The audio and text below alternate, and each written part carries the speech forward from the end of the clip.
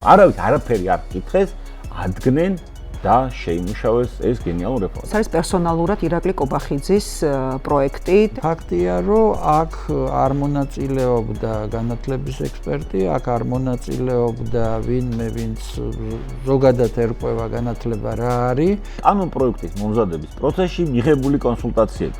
ასეთი არ არსებობს ქვევით წითლაწერი.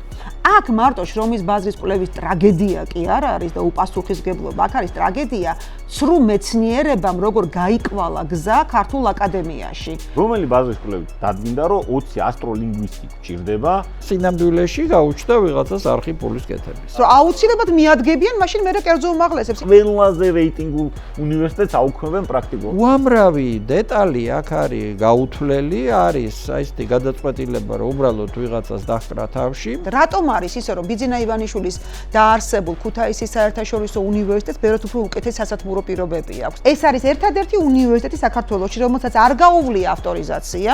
წირავ იმისთვის, რომ ჩაეფლონ ჭაობში.